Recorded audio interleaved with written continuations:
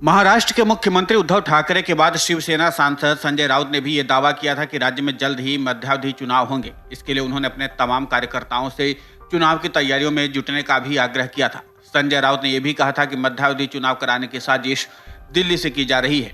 इसकी तैयारी भी शुरू हो चुकी है। हालांकि मध्यावधि चुनाव के मुद्दे पर उद्धव ठाकरे गुट की शिवसेना और एनसीपी के बीच में मतभेद नजर आ रहा है। जब एनसीपी के नेता अजित पवार से इस संबंध में सवाल पूछा गया, तब उन्होंने कहा कि राज्य में फिलहाल मध्यावधि चुनाव के आसार बिल्कुल भी नजर नहीं आ रहे हैं। अजित पवार ने यह भी कहा कि संजय राउत ने इस तरह की बात किस आधार पर कही, मुझे यह उनसे पूछना पड़ेगा। पवार ने कहा कि महाराष्ट्र में ऐसा कुछ भी नजर नहीं आ रहा है जिसके मद्देनजर ये कहा जा सके कि मध्यावधि चुनाव हो सकते हैं। अजित पवार ने मध्यावधि न होने के पीछे कारण भी बताया। उन्होंने कहा कि मौजूदा सरकार को 145 से ज्यादा विधेयकों का समर्थन प्राप्त है। जब तक राज्य में किसी भी सरकार को इतने विधायकों का समर्थन हासिल है, तब तक सरकार को कोई भी खतरा नहीं है।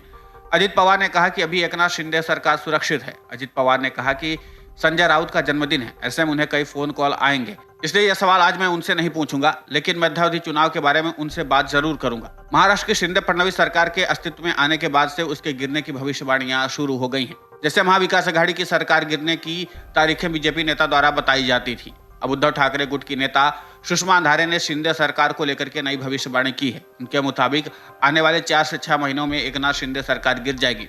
नासिक के नाराज विधायक सुहास कांदे के संबंध में जब सुषमा अंधारे से सवाल पूछा गया, तो उन्होंने कहा कि जो भी विधायक शिंदे गुट से नाराज चले वो हमारे साथ आएंगे। जेल से छूटने के बाद शिवसेना सांसद और प्रवक्ता संजय राउत एक बार फिर से सक्रिय हो गए। रविवार को उन्होंने मीडिया से बात करते हुए आरोप लगाया कि महाराष्ट्र में मध्यावधि चुनाव कराए जाने की साजिश दिल्ली में रची जा रही है।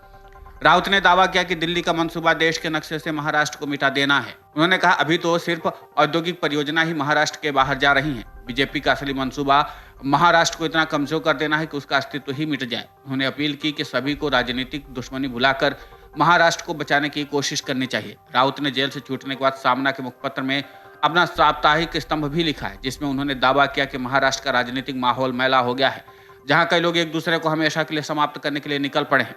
नफरत की भावना के साथ नेता वे एक ऐसी स्थिति में पहुंच गए हैं जहां वे नहीं चाहते कि उनके विरोधी जीवित भी रहें।